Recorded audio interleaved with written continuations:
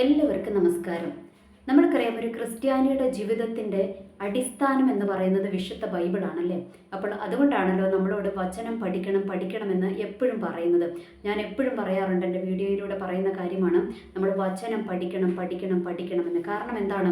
അതാണ് ഒരു ക്രിസ്ത്യാനിയുടെ അടിസ്ഥാനം എന്ന് പറയുന്നത്. ഓക്കെ, അപ്പോൾ ആ വചനത്തിലൂടെയാണ് ദൈവം നമ്മളോട് സംസാരിക്കുന്നത്, നമ്മൾക്ക് വേണ്ടുന്ന കറക്ഷൻസ് തരുന്നത്, നമ്മൾക്ക് വേണ്ടുന്ന വാഗ്ദത്തങ്ങൾ തരുന്നത്, നമ്മൾക്ക് വേണ്ടുന്ന അനുഗ്രഹങ്ങൾ തരുന്നത് എല്ലാം ഏതിലൂടെയാണ്? ദൈവത്തിൻ്റെ വചനത്തിലൂടെയാണ് അല്ലേ. യോഹന്നാന്റെ സുവിശേഷം 1-ാം അധ്യായം അതിൻ്റെ 1-ാമത്തെ വാക്യം തന്നെ എന്താ പറഞ്ഞിരിക്കുന്നത്? ആദിയിൽ വചനമുണ്ടായിരുന്നു, വചനം ദൈവത്തോടു കൂടിയായിരുന്നു, വചനം ദൈവമായിരുന്നു അല്ലേ. അപ്പോൾ വിശുദ്ധ ബൈബിൾ എന്ന് പറയുന്നത്, ദൈവത്തിൻ്റെ വചനം എന്ന് പറയുന്നത് എന്താണ്? ദൈവമാണെന്നാണ് പറഞ്ഞിരിക്കുന്നത്.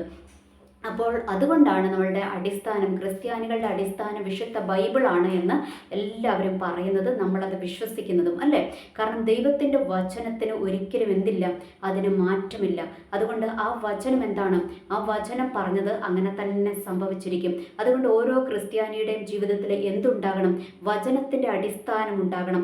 വചനത്തിൻ്റെ അടിസ്ഥാനം നമ്മളുടെ ജീവിതത്തിൽ ഇല്ല എങ്കിൽ എന്ത് സംഭവിക്കുമെന്നറിയാമോ? പലപ്പോഴും നമ്മൾ ആടി ഉലഞ്ഞു പോകും. അവർ പറയുന്നത് കേട്ട് ഇവർ പറയുന്നത് കേട്ടൊക്കെ നമ്മളുടെ ജീവിതം എന്ത് ചെയ്യും? നമ്മളുടെ ജീവിതം എങ്ങനെ ആടി ഉലഞ്ഞു പോകും. എന്നാൽ വചനത്തിൽ നമ്മൾ ഉറച്ചിട്ടുണ്ടെങ്കിൽ, വചനമാണ് നമ്മളുടെ അടിസ്ഥാനമെങ്കിൽ എന്താണ്?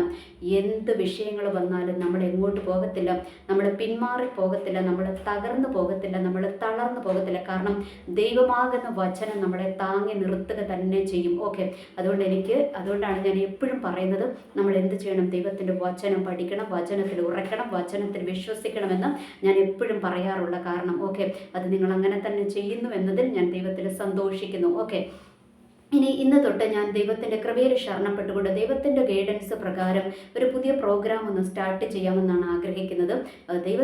ദൈവത്തിൻ്റെ കൃപയിൽ ശരണപ്പെട്ടുകൊണ്ടാണ് ആഗ്രഹിക്കുന്നത്. എന്താണെന്ന് വെച്ചാൽ നോ ദ ബൈബിളിനെ അറിയാമെന്നുള്ള ഒരു പ്രോഗ്രാം ഇങ്ങനെ എപ്പിസോഡുകളായിട്ട് ചെയ്യുവാനായിട്ടാണ് ആഗ്രഹിക്കുന്നത്. എന്ന് വെച്ചാൽ നമ്മൾക്ക് ബൈബിളിനെ കുറിച്ചുള്ള ആമുഖം, ബൈബിൾ എന്ന് പറഞ്ഞാൽ എന്താണ്, ബൈബിളിൻ്റെ മീനിങ് എന്താണ്, എത്ര ടൈപ്പ് ബൈബിളുകളുണ്ട്, അങ്ങനെയുള്ള കാര്യങ്ങളെക്കുറിച്ചൊക്കെ നമ്മൾ ആമുഖമായിട്ട് കുറച്ച് സംസാരിക്കും. അതിനുശേഷം നമ്മൾ ദൈവത്തിൻ്റെ വചനത്തിലേക്ക് ആഴത്തിൽ പോകും.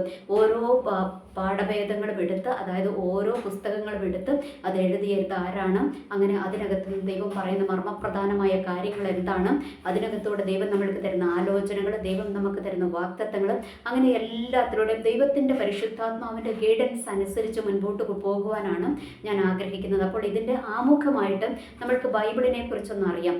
ബൈബിൾ എന്ന് പറഞ്ഞാൽ അതിൻ്റെ അർത്ഥം എന്താണ്? ബൈബിൾ എന്ന് പറഞ്ഞാൽ അതിൻ്റെ അർത്ഥം പുസ്തകം എന്ന് തന്നെയാണ്. എന്ന് വെച്ചാൽ ഹോളി ബൈബിൾ എന്ന് പറഞ്ഞാൽ വിശുദ്ധ പുസ്തകം, വിശുദ്ധ വചനം അല്ലെ, വിശുദ്ധ വേദപുസ്തകം എന്ന് തന്നെയാണ് ബൈബിൾ എന്ന് പറഞ്ഞാൽ അതിൻ്റെ അർത്ഥം. ഹോളി ബൈബിൾ എന്ന് പറഞ്ഞാൽ വിശുദ്ധ പുസ്തകം. അതായത് ക്രിസ്ത്യാനികളുടെ അടിസ്ഥാനം ദൈവത്തിൻ്റെ വചനം. അപ്പോൾ നമ്മളുടെ ക്രിസ്ത്യാനികളുടെയും യഹൂദന്മാരുടെയും ഒക്കെ മതഗ്രന്ഥവും കൂടിയാണ് വിശുദ്ധ ബൈബിൾ എന്ന് പറയുന്നത്. ഓക്കെ, അപ്പോൾ ഇനി ബൈബിൾ എന്ന് പറയുന്ന വാക്ക് എവിടെ നിന്നാണ് ഉണ്ടായത്? അതൊരു ഗ്രീക്ക് വേർഡായ ബിബ്ലിയ എന്ന് പറയുന്ന ഒരു വാക്കിൽ നിന്നാണ് ബൈബിൾ എന്ന് പറയുന്ന വാക്ക് ഉണ്ടായിരിക്കുന്നത്. ഇനി ബിബ്ലിയ എന്ന് പറയുന്ന വാക്കിൻ്റെ അർത്ഥം എന്താണ്? ചെറു പുസ്തകങ്ങൾ എന്നാണ് അതിൻ്റെ അർത്ഥം. നമ്മൾക്കറിയാം, നമ്മളുടെ വിശുദ്ധ ബൈബിൾ കുറേ പുസ്തകങ്ങളുടെ ഉള്ളടക്കമാണ് അല്ലേ. എന്താ പറയുക, കുറേ പുസ്തകങ്ങൾ കൂടിച്ചേർന്നതാണ്, സമാഹാരമാണ്. എന്ന് വെച്ചാൽ നമ്മൾക്കറിയാം, ഉൽപ്പത്തി പുസ്തകം, പുറപ്പാട് പുസ്തകം, സംഖ്യാ പുസ്തകം, അങ്ങനെ ഓരോ പുസ്തകം പറഞ്ഞ് അങ്ങനെ വെളിപ്പാട് പുസ്തകം വരെ നമ്മൾ എത്തി നിൽക്കും അല്ലേ. അപ്പോൾ ഈ പുസ്തകങ്ങൾ, അങ്ങനെ ഓരോ പുസ്തകങ്ങളെയും കൂടെ ചേർത്താണ് ചെറു പുസ്തകങ്ങൾ എന്ന അർത്ഥം വരുന്ന ബിബ്ലിയ എന്ന വാക്കിൽ നിന്ന് ബൈബിൾ എന്ന വാക്ക് ഉണ്ടായിരിക്കുന്നത്. ഓക്കെ, അപ്പോൾ ഇത് നിങ്ങൾക്ക് മനസ്സിലായി എന്ന് ഞാൻ വിശ്വസിക്കുന്നു. ഇനി അടുത്തത് നമ്മൾ മനസ്സിലാക്കേണ്ട ഒരു കാര്യമുണ്ട്. ഈ ബൈബിളിൻ്റെ തുടക്കം എവിടെ നിന്നാണ്? ബൈബിളിൻ്റെ തുടക്കം മൗണ്ട് സിനായ്, എന്ന് വെച്ചാൽ സീനായ് പർവ്വതത്തിൽ നിന്നാണ്, അല്ലെങ്കിൽ ഹോരേബ് പർവ്വതത്തിൽ നിന്നാണ്. ഹോരേബ് പർവ്വതം എന്ന് പറയും, ദൈവത്തിൻ്റെ പർവ്വതം അല്ലേ. സീനായ് പർവ്വതം എന്ന് പറയും. അവിടെ മോശയ്ക്ക് ദൈവം എന്ത് കൊടുത്തു? 2 കൽപ്പലകകൾക്കകത്ത് ദൈവം എന്ത് കൊടുത്തു? 10 കമാൻഡ്മെൻറ്റ്സ് എന്ന് വെച്ചാൽ 10 കൽപ്പനകൾ ദൈവം കൊടുത്തു അല്ലേ. ഈ 10 കൽപ്പനകൾ കൊടുത്ത മോശ അതുമായിട്ട് അല്ലേ, നമ്മൾക്കറിയാം 40 ദിവസം ദൈവത്തിൻ്റെ സന്നിധിയിൽ ഇരുന്ന്, ദൈവത്തോട് കൂടെ ഇരുന്ന് ആദ്യ 10 കൽപ്പനകളുമായിട്ട് വന്നു. അതെന്താണ്? താഴെ അഹ്റോന്റെ നേതൃത്വത്തിൽ അവരെന്ത് ചെയ്തിരിക്കുകയാണ്? കാളക്കുട്ടിയെ വിഗ്രഹത്തെ ഉണ്ടാക്കി. അപ്പോൾ അതുകൊണ്ട് മോശെ അത് ഉടച്ചു കളഞ്ഞു. അത് കഴിഞ്ഞ് വീണ്ടും ദൈവം മോശേനെ കൂട്ടിക്കൊണ്ടുപോയി. വീണ്ടും 40 ദിവസം കഴിഞ്ഞ് രണ്ടാമത് വീണ്ടും ദൈവം അതുപോലെ തന്നെ എഴുതി കൊടുത്തു വിട്ടു അല്ലേ? അങ്ങനെ അവിടെ നിന്നുമാണ് എന്തിൻ്റെ തുടക്കം? ദൈവത്തിൻ്റെ അരുളപ്പാടുകളുടെ തുടക്കം. എന്ന് വെച്ചാൽ അരുളപ്പാടുകൾ അതിന് മുൻപേ ഉണ്ട്. എന്നാൽ മൊത്തം ജനത്തിന് വേണ്ടിയിട്ടുള്ള കൽപ്പനകളും അതുപോലെ തന്നെ നിർദ്ദേശങ്ങളും ദൈവം കൊടുത്തത് എവിടെ നിന്നാണ്? ആ സീനായി പർവ്വതത്തിൽ നിന്ന്, അല്ലെങ്കിൽ ആ മൗണ്ട് ഹോരേബിൽ നിന്നാണ് ദൈവം മോശയ്ക്ക് കൊടുത്തുവിട്ടത് അല്ലെ? മോശയുടെ കരത്തിൽ ദൈവം കൊടുത്തുവിട്ടത്. ഇത് ആര് കണ്ടു? അവിടെയുള്ള ഇസ്രായേൽ മക്കൾ അല്ലെ? അന്നത്തെ ഇസ്രായേൽ മക്കൾ മുഴുവൻ അത് കാണുവാനായിട്ടിടയായി. ഓക്കെ, അങ്ങനെ മോശയുടെ കരത്തിലാണ് ദൈവം ആദ്യമായിട്ട് ഇത് കൊടുത്തുവിട്ടത്. ഓക്കെ, അത് കഴിഞ്ഞിട്ട് പിന്നെ എന്താണ്? പിന്നെ അവിടുന്ന് അങ്ങോട്ട് വന്നു കഴിയുമ്പോൾ പ്രവാചകന്മാരിലൂടെ അല്ലെ? പിന്നെ പ്രവാചകന്മാരിലൂടെയൊക്കെ ദൈവം ഓരോന്ന് സംസാരിക്കുവാനായിട്ട് തുടങ്ങി. അതൊക്കെയാണ് ബൈബിളിൻ്റെ ഉള്ളടക്കമായിട്ട് വരുന്നത് അല്ലേ? അത് കഴിഞ്ഞിട്ട് പിന്നെ എന്താണ്? ന്യായാധിപന്മാർ, പ്രവാചകന്മാർ, അങ്ങനെ വന്ന് പിന്നെ നമ്മൾ എവിടെ എത്തി നിൽക്കുകയാണ്? പിന്നെ നമ്മൾ പുതിയ നിയമത്തിലോട്ട് വരും അല്ലേ? അവിടെ സുവിശേഷങ്ങളിലൂടെ നമ്മൾ സഞ്ചരിക്കും. അതിനുശേഷം എന്താണ്? അതിനുശേഷം നമ്മൾ ലേഖനങ്ങൾ അല്ലേ? ലേഖനങ്ങളിലൂടെ പോകും. ഏറ്റവും അവസാനം വെളിപ്പാട് പുസ്തകത്തിലോട്ട് വരും. എവിടെയാണ് നമ്മൾ തുടങ്ങിയത്? സീനായി പർവ്വതത്തിൽ. അവിടെ വെച്ചിട്ട് മോശയ്ക്ക് ദൈവം കമാൻഡ്മെന്റ്സുകൾ കൊടുത്തു അല്ലെ? ദൈവത്തിന്റെ അരുളപ്പാടുകൾ കൈമാറി. അവിടെ വെച്ചാണ് ബൈബിളിന്റെ ഉത്ഭവം. ആദ്യത്തെ ഉത്ഭവം അവിടെ വെച്ചിട്ടാണ്. അത് കഴിഞ്ഞിട്ട് പിന്നെ ഇതിൻ്റെ എൻഡിങ് എവിടെ വെച്ചിട്ടാണ് വരുന്നത്? എൻഡിങ് ആയ നമ്മളുടെ വെളിപ്പാട് പുസ്തകം എവിടെ വെച്ചിട്ടാണ്? അത് നമ്മുടെ ഇവിടെ വെച്ചിട്ടല്ലേ? യോഹന്നാൻ എവിടെയായിരുന്നു? പത്മോസ് ദ്വീപിലായിരുന്നപ്പോൾ അല്ലേ? പത്മോസ് ദ്വീപിൽ യോഹന്നാനെ അവിടെ ബന്ധിച്ച് കൊണ്ടയാക്കിയതാണ്. അവിടെ കൊണ്ടയിട്ട് കഴിഞ്ഞപ്പോൾ അവിടെ എന്താണ്? ദൈവം അവിടെ ഇറങ്ങി വന്നത് മാത്രമാണോ? യോഹന്നാനെ അങ്ങോട്ട് കൊണ്ടുപോയിട്ട് എന്താണ്? വെളിപ്പാടുകളെല്ലാം കാണിച്ചു കൊടുത്തിട്ട് ദൈവം അവിടുന്ന് യോഹന്നാനെ കൊണ്ട് വെളിപ്പാട് പുസ്തകം എഴുതിപ്പിച്ചു. അപ്പോൾ ഇത് രണ്ടും എവിടെ നിന്നാണ്? ദൈവത്തിൻ്റെ പർവ്വതം എന്ന് വെച്ചാൽ ദൈവത്തിൻ്റെ സാന്നിധ്യം ഇറങ്ങി വന്നാണ് ആദ്യവും അവസാനവും തുടങ്ങിയത്. പിന്നെ അതിൻ്റെ ഇടയ്ക്കെല്ലാം ദൈവത്തിൻ്റെ അരുളപ്പാടുകൾ തന്നെയാണ്. അപ്പോൾ ഞാൻ ഇതൊന്ന് നിങ്ങളുടെ ശ്രദ്ധയിലോട്ട് കൊണ്ടുവരാനാണ്. അതായത് ആദ്യത്തെ ബൈബിളിൻ്റെ ഉത്ഭവം എവിടെ നിന്നായിരുന്നു? മോശയിലൂടെ. അത് സീനായി പർവ്വതത്തിൽ നിന്നല്ലേ? ദൈവത്തിൻ്റെ പർവ്വതത്തിൽ നിന്ന് ഡയറക്റ്റ് വാങ്ങി അങ്ങോട്ട് തുടങ്ങി ഇപ്പത്തോട്ട് വന്ന് നമ്മളുടെ വെളിപ്പാട് പുസ്തകത്തിൽ എത്തി നിൽക്കുമ്പോൾ അതെന്താണ്? ഒരു തോണി പോലെ അല്ലേ? ഇങ്ങനെ വെളിപ്പാട് പുസ്തകത്തിൽ എത്തി നിൽക്കുമ്പോൾ അവിടെയും എന്താണ്? ഉയരത്തിൽ നിന്ന് ദൈവം ഡയറക്റ്റ് ഇറങ്ങി വന്ന് എന്താ പറയുക, യോഹന്നാന്റെ കരത്തിലോട്ട് എന്ത് കൈമാറി? വെളിപ്പാടുകൾ കൈമാറി അല്ലേ? അപ്പോൾ ഇത്രയും കാര്യമൊന്നും നിങ്ങളുടെ ശ്രദ്ധയിലിരിക്കട്ടെ. ഇനി അടുത്തത് നമ്മൾക്ക് ഈ ബൈബിൾ എന്ന് പറയുന്നത് ആദ്യം ആർക്ക് വേണ്ടിയിട്ടുള്ളതായിരുന്നു?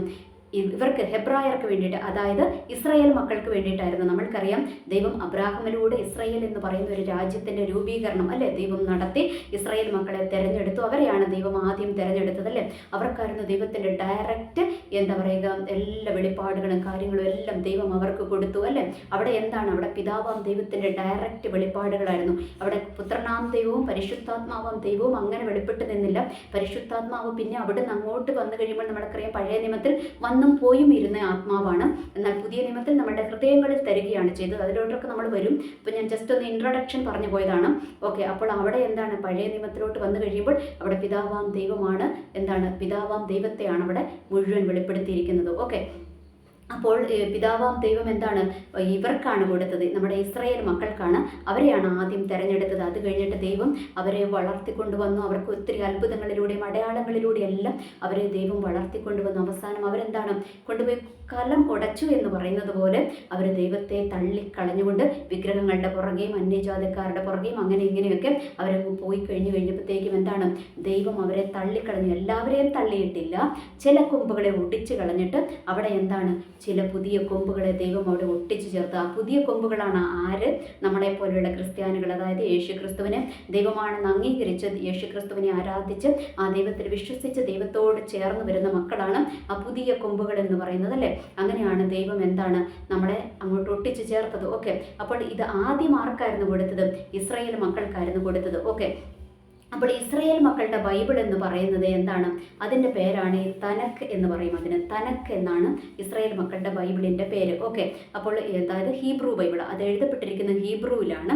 അതിൻ്റെ പേരാണ് തനക്ക് എന്ന് പറയുന്നത്. ഓക്കെ, അവർക്ക് എന്തേ ഉള്ളൂ? അവർക്ക് പഴയ നിയമം മാത്രമേ ഉള്ളൂ. കാരണം നമ്മൾക്കറിയാം ഇസ്രായേൽ മക്കൾ ഇന്നും യേശു ക്രിസ്തുവിനെ അംഗീകരിച്ചിട്ടില്ല അല്ലേ?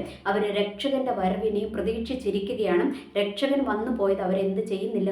അവർ വിശ്വസിച്ചിട്ടില്ല. എന്നാൽ ഇന്ന് കുറേ യഹൂദന്മാർ യേശുക്രിസ്തുവിനെ അംഗീകരിച്ചും യേശുക്രിസ്തുവിനോടുകൂടി പ്രാർത്ഥിക്കുകയും ഒക്കെ ചെയ്യുന്ന കുറച്ച് യഹൂദന്മാരുണ്ട്. ഓക്കെ, അവരെ ഒഴിച്ച ബഹുഭൂരിപക്ഷവും എന്താണ്? ഇവർ യേശുക്രിസ്തുവിൻ്റെ വരവ്, രക്ഷകന്റെ വരവിനെ അവർ പ്രതീക്ഷിച്ചിരിക്കുകയാണ്. അതുകൊണ്ട് ഇവർക്ക് എന്തേ ഉള്ളൂ, ഇവരുടെ ഔദ്യോഗികമായ ബൈബിൾ എന്ന് പറയുന്നത് തനക്ക് എന്ന് അറിയപ്പെടും. അത് ഹീബ്രുവിലാണ് എഴുതപ്പെട്ടിരിക്കുന്നത്. ഓക്കെ, പിന്നെ അതിന് ഒത്തിരി ട്രാൻസ്ലേഷൻസുകൾ കൊടുത്തിട്ടുണ്ട്. എന്ന് വെച്ചാൽ കുറേ ഇംഗ്ലീഷിലോട്ടും പിന്നെ സ്പാനിഷിലോട്ടും ഒക്കെ അങ്ങനെ ഒരുപാട് ലാംഗ്വേജുകളിലോട്ട് അത് വിവർത്തനം ചെയ്തിട്ടുണ്ട്. എന്നാൽ അതിൻ്റെ മൂല്യമായിട്ട് അത് എഴുതപ്പെട്ടിരിക്കുന്നത് ഏതിലാണ്? ഹീബ്രുവിലാണ് അത് എഴുതപ്പെട്ടിരിക്കുന്നത്. ഇനി തനക്ക് എന്ന് പറയുന്ന അവരുടെ പുസ്തകത്തിനകത്ത് 24 പുസ്തകങ്ങളാണ് അതിനകത്ത് ഉൾപ്പെട്ടിരിക്കുന്നത്. ഓക്കെ, 24 പുസ്തകങ്ങളാണ് ഈ തനക്കിനകത്ത് ഉൾപ്പെട്ടിരിക്കുന്നത്. അതിനെ തന്നെ അവർ 3 സെക്ഷൻസ് ആയിട്ട് തിരിച്ചിരിക്കുകയാണ്. അതിൽ ഒന്നാണ് തോറ എന്ന് പറയും. ഓക്കെ, ഒന്നാമത്തെ സെക്ഷൻ തോറ എന്ന് പറയും. തോറ എന്ന് പറഞ്ഞാൽ അതിൻ്റെ അർത്ഥം നിർദ്ദേശങ്ങൾ എന്നാണ്. എന്ന് വെച്ചാൽ ദൈവത്തിൻ്റെ നിർദ്ദേശങ്ങൾ എന്നാണ് അതിൻ്റെ അർത്ഥം. തോറ എന്ന് പറയുന്ന വാക്കിൻ്റെ അർത്ഥം നിർദ്ദേശങ്ങൾ എന്നാണ്. അതാണ് ഒന്നാമത്തെ സെക്ഷൻ. അതിനകത്ത് വരുന്നത് 5 പുസ്തകങ്ങളാണ്. 5 പുസ്തകങ്ങൾ എന്ന് വെച്ചാൽ നമ്മൾക്കറിയാം ഉൽപ്പത്തി, പുറപ്പാട്, പിന്നെ എന്താണ് ലേവ്യ പുസ്തകം, സംഖ്യാ പുസ്തകം, പിന്നെ ആവർത്തന പുസ്തകം. ഇങ്ങനെ 5 പുസ്തകങ്ങളാണ് അതിനകത്ത് ഉൾപ്പെട്ടിരിക്കുന്നത്, തോറയിൽ ഉൾപ്പെട്ടിരിക്കുന്നത്. ഇനി ഈ തോറ എന്ന് പറയുന്നത് ആരാണ് എഴുതിയത്? അത് മോശ എഴുതിയതാണ്. എന്ന് വെച്ചാൽ ഡയറക്റ്റ് ദൈവം മോശയ്ക്ക് കൊടുത്ത നിർദ്ദേശങ്ങളെയാണ് ഈ തോറയ്ക്കകത്ത് ഉൾപ്പെടുത്തിയിരിക്കുന്ന പുസ്തകങ്ങൾ. അതിൻ്റെ എഴുത്തുകാരൻ ആരാണ്? മോശയാണ്. ഓക്കെ, അപ്പോൾ ഇതാണ് ഒന്നാമത്തെ സെക്ഷൻ, തോറ എന്ന് പറയുന്നത്. ഓക്കെ, ഇനി രണ്ടാമത്തതിൻ്റെ സെക്ഷൻ എന്ന് പറയുന്നത് നെവീം എന്ന് പറയും. ഓക്കെ, അതിനകത്ത് 8 പുസ്തകങ്ങളാണ് ഉൾപ്പെട്ടിരിക്കുന്നത്. 8 പുസ്തകങ്ങൾ എന്ന് പറഞ്ഞാൽ നെവീം എന്ന വാക്കിൻ്റെ അർത്ഥം പ്രവാചകന്മാർ എന്നാണ്. പ്രവാചകൻ എന്നാണ് അതിൻ്റെ അർത്ഥം. ഓക്കെ, അപ്പോൾ ഈ നെവീം എന്ന് പറയുന്നതിനകത്ത് ഉൾപ്പെട്ടിരിക്കുന്നത് എന്താണ്? പ്രവാചകന്മാരാണ് അതിനകത്ത് ഉൾപ്പെട്ടിരിക്കുന്നത്. അതായത് പ്രവാചകന്മാരുടെ എഴുത്തുകളാണ് അതിനകത്ത് ഉൾപ്പെട്ടിരിക്കുന്നത്. ഓക്കെ, അപ്പോൾ അത് ഏതൊക്കെയാണെന്ന് വെച്ചാൽ ജോഷുവയുടെ പുസ്തകം, ന്യായാധിപന്മാർ, പിന്നെ ശമൂവേൽ. നമ്മളുടെയൊക്കെ ബൈബിളിനകത്ത് 1 സാമുവേൽ 2 സാമുവേൽ എന്നുണ്ട്. ഇവർക്ക് ഒന്നിച്ചാണ്, 1ഉം 2ഉം കൂടി ഒന്നിച്ച് സാമുവേൽ എന്ന് പറയുന്ന ഒരു ഒറ്റ പുസ്തകമേ ഉള്ളൂ. Okay, Samuel. അതുപോലെ തന്നെ രാജാക്കന്മാർ, നമുക്ക് 1 രാജാക്കന്മാർ 2 രാജാക്കന്മാർ എന്നുണ്ട്. അതും എന്താണ്? അതും ഇവർക്ക് രാജാക്കന്മാർ എന്ന് പറഞ്ഞിട്ട് ഒരൊറ്റ പുസ്തകമായിട്ടാണ് കണക്ക് കൂട്ടിയിരിക്കുന്നത്. ഓക്കെ, ഇനി അടുത്തത് യെശയ്യ, ജെറമിയ, എസെക്കിയേൽ. ഇതാണ് അതിനകത്ത് വരുന്നത്. ഇനി അടുത്തത് ചെറു പ്രവാചകന്മാർ എന്ന് പറയുന്ന 8ാമത്തത്. ഓക്കെ, 8 പുസ്തകമാണ് ഏതിനകത്തുള്ളത്? നെവീം എന്ന് പറയുന്ന പ്രവാചകന്മാർ എഴുതിയ പ്രവാചകന്മാർ എന്ന് പറയുന്ന അതിനകത്തുള്ളത്. അതിനകത്ത് പിന്നുള്ളത് എന്താണ്? ഒരു 12 പുസ്തകം. 12 എന്ന് വെച്ചാൽ 12 ചേർന്നിരിക്കുന്ന കൊച്ചു പ്രവാചകന്മാരുടെ ഒരു ചെറിയ പ്രവാചകന്മാരുടെ ഒരു കൂട്ടം. അതായത് നമ്മുടെ Hosea, Joel, Amos, Obadiah, Jonah, Micah, Nahum, Habakkuk, Zephaniah, Haggai, Zechariah, Malachi. ഇങ്ങനെ 8 എണ്ണം എന്താണ് ചേർന്നിരിക്കുന്നതാണ് എന്ത്? ഈ ചെറിയ പ്രവാചകന്മാരുടെ പുസ്തകം എന്ന് പറയുന്നത്. ഓക്കെ, അപ്പോൾ ഇതെല്ലാം കൂടി ഒറ്റ പുസ്തകമായിട്ട് അതിനകത്ത് കാൽക്കുലേറ്റ് ചെയ്തിരിക്കുന്നത്. നമ്മളത് സെപ്പറേറ്റ് ആണ് നമ്മളുടെ ബൈബിളിൽ. എന്നാൽ ഇതിനകത്ത് ഒറ്റ പുസ്തകമായിട്ടാണ് ഇത് കിടക്കുന്നത്, കണ്ടിന്യൂ ആയിട്ടാണ് ഇത് കിടക്കുന്നത്. ഓക്കെ, ഇനി അടുത്തത് എന്താണ്? 3ാമത്തെ സെക്ഷൻ എന്ന് പറയുന്നത് കെത്തുവീം എന്ന് പറയും. ഓക്കെ, അതിൻ്റെ അർത്ഥം എഴുത്തുകാർ എന്നാണ്. റൈറ്റേഴ്സ് അതാണ് അതിൻ്റെ അർത്ഥം. അതായത് കെത്തുവീം എന്ന് പറഞ്ഞാൽ എഴുത്തുകാർ എന്ന് വെച്ചാൽ അതിനകത്ത് വരുന്ന പുസ്തകങ്ങൾ എന്ന് പറയുന്നത് 11 അതിനകത്ത് ഉൾപ്പെട്ടിരിക്കുന്നത്. അതെന്താണ്? സങ്കീർത്തനങ്ങൾ, സദൃശ്യവാക്യങ്ങൾ, ജോബ്, ഉത്തമഗീതം, രൂത്ത്, വിലാപങ്ങൾ, സഭാപ്രസംഗി, എസ്തേർ, ദാനിയേൽ, പിന്നെ എസ്രായും നെഹമ്യായും കൂടെ ഒന്നിച്ച് ഒറ്റ പുസ്തകമായിട്ട്, പിന്നെ ദിനവൃത്താന്തം, ഫസ്റ്റ് ആൻഡ് സെക്കൻഡ് ഒറ്റ പുസ്തകമായിട്ട് ദിനവൃത്താന്തം. അപ്പോൾ ഇത്രയും ഇങ്ങനെ 11. ഇതാണ് ഏതിനകത്ത്? കെത്തുവീം എന്നതിനകത്ത് പെടുത്തിയിരിക്കുന്നത്. ഓക്കെ, അപ്പോൾ ഞാൻ ഒന്നും കൂടി നിങ്ങൾക്കൊന്ന് ജസ്റ്റ് ഷോർട്ട് പറഞ്ഞു തരാം. ഈ തനക്ക് എന്ന് പറയുന്ന പുസ്തകം 24 യഹൂദന്മാരുടെ ബൈബിളാണ് തനക്ക്. ഓക്കെ, അത് നമ്മളുടെ പഴയ നിയമമാണ്. അതിനകത്ത് 24 പുസ്തകങ്ങളാണ് ഉൾപ്പെട്ടിരിക്കുന്നത്. അതെന്ന് പറയുന്നത് 3 സെക്ഷൻസ് ആയിട്ടാണ് അത് തിരിച്ചിരിക്കുന്നത്. എന്ന് വെച്ചാൽ നമ്മൾക്കറിയാം നമ്മളുടെ ഇതിനകത്തും അങ്ങനെ തന്നെ തിരിച്ചിട്ടുണ്ടല്ലേ. പിന്നെ എന്താ പറയുക, ഈ നമ്മൾ ഓരോ സെക്ഷൻ പ്രവാചകന്മാർ, പിന്നെ ന്യായാധിപന്മാർ, അങ്ങനെ വന്നു കഴിഞ്ഞിട്ട് പിന്നെ പഴയ നിയമം, പുതിയ നിയമം, അങ്ങനെയൊക്കെ നമ്മുടെ സെക്ഷൻസ് തിരിച്ചിട്ടുണ്ടല്ലോ. അതുപോലെ തന്നെ ഒറ്റ ബൈബിളിനകത്തെ സെക്ഷൻ ആണ് ഇത് 3. എന്താണ്? ഒന്നാമത്തത് തോറ എന്ന് പറയുന്നത് നമ്മൾക്കറിയാം 5 പുസ്തകങ്ങൾ ഉൾപ്പെട്ടിരിക്കുന്നു. അത് മോശയാണ് എഴുതിയത്. അത് ഏതൊക്കെയാണെന്ന് ഞാൻ പറഞ്ഞു. അടുത്തത് നെവീമാണ് 2ാമത്തെ സെക്ഷൻ. അത് 8 പുസ്തകങ്ങളാണ്. അത് പ്രവാചകന്മാർ, പിന്നെ ഒരു 12 പ്രവാചകന്മാർ ചേർന്ന ചെറിയ പ്രവാചകന്മാരുടെ പുസ്തകം, അങ്ങനെ എന്താണ് 8 പുസ്തകം ടോട്ടൽ. ഓക്കെ, ഇനി അടുത്തത് എന്താണ്? കെത്തുവീം എന്ന് പറയും. അത് എഴുത്തുകാർ. അതാണ് നമ്മളുടെ 11 ബുക്സ് ചേർന്നിരിക്കുന്ന, നമ്മളുടെ 11 ചേർന്നിരിക്കുന്ന പുസ്തകം. അതായത് സങ്കീർത്തനങ്ങൾ, സദൃശവാക്യങ്ങൾ, ജോബ്, ഉത്തമഗീതം എന്നൊക്കെ പറഞ്ഞുകൊണ്ട് ഇത് എഴുത്തുകാരുടെ പുസ്തകം. എഴുത്തുകാർ എന്നത് അറിയപ്പെടുവാനുള്ള കാരണം എന്താണ്? നമ്മൾക്കറിയാം സങ്കീർത്തനം ആരെഴുതിയതാണ്? ദാവീദ് എഴുതിയിട്ടുണ്ട്. പിന്നെ എന്താണ് നമ്മുടെ ഇതിൻ്റെ ഹോരേബ് പുത്രന്മാർ അവരെഴുതിയിട്ടുണ്ട്. അങ്ങനെ മോശയുടെ ഒരു സങ്കീർത്തനം കിടപ്പുണ്ട്. അങ്ങനെയൊക്കെ ഇതിനകത്ത് കുറേ പേര് എഴുത്തുകാരാണ് അത് എഴുതിയിരിക്കുന്നത്. ഇപ്പോൾ ജോബിൻ്റെ പുസ്തകം വന്നത് ജോബ് അല്ലേ, ജോബാണ് എഴുത്തുകാരൻ. ഉത്തമഗീതം വന്നു കഴിയുമ്പോൾ ആരാണ്? നമ്മുടെ സോങ് ഓഫ് സോളമൻ അല്ലേ, സോളമൻ രാജാവിൻ്റെതാണ്. രൂത്ത്, അങ്ങനെ ഇങ്ങോട്ട് വരുന്നുണ്ട്. അതൊക്കെ നിങ്ങൾക്ക് അറിയാവുന്നതാണല്ലോ. അപ്പോൾ നിങ്ങൾക്ക് ഏകദേശം യഹൂദന്മാരുടെ ഒരു പുസ്തകത്തെക്കുറിച്ചുള്ള ഒരു ധാരണ നിങ്ങൾക്ക് ഏകദേശം കിട്ടിയെന്ന് ഞാൻ വിശ്വസിക്കുകയാണ്. ഇനി അടുത്ത എപ്പിസോഡിൽ നമ്മൾക്ക് എന്ത് ചിന്തിക്കാം? നമ്മൾ ഉപയോഗിക്കുന്ന ബൈബിളുകൾ, എത്ര ബൈബിളുകളുണ്ട്, അങ്ങനെയുള്ള ആ കാര്യങ്ങളെക്കുറിച്ച് നമ്മൾക്ക് ചിന്തിച്ചു പോകാം. അങ്ങനെ ഒരു കുറച്ച് എപ്പിസോഡുകൾ കഴിഞ്ഞിട്ട് പിന്നെ നമ്മൾ വചനത്തിലേക്ക് കിടക്കും. ദൈവം നമ്മൾക്ക് വേണ്ടുന്ന അരുളപ്പാടുകളും എല്ലാം നമ്മൾക്ക് തരുവാനായിട്ട് ഇടയാകും. അപ്പോൾ ഇങ്ങനെ ഇതിൻ്റെ ആമുഖം ഞാൻ പറഞ്ഞു പോകുന്നത് നമ്മൾക്ക് എന്തുണ്ടാകണം? നമ്മൾക്കൊരു കുറച്ചറിവ് അല്ലേ, കുറച്ചൊരു ബൈബിളിനെ കുറിച്ചുള്ള ഒരു കുറച്ച് അറിവ് നമ്മൾക്കൊന്ന് കിട്ടുവാൻ വേണ്ടിയിട്ടാണ് ഞാൻ ഈ ആമുഖം ഇങ്ങനെ പറഞ്ഞു പോകുന്നത്. എനിവേ, എല്ലാവർക്കും നല്ലൊരു ദിവസം ആശംസിക്കുന്നു. നന്ദി, നമസ്കാരം.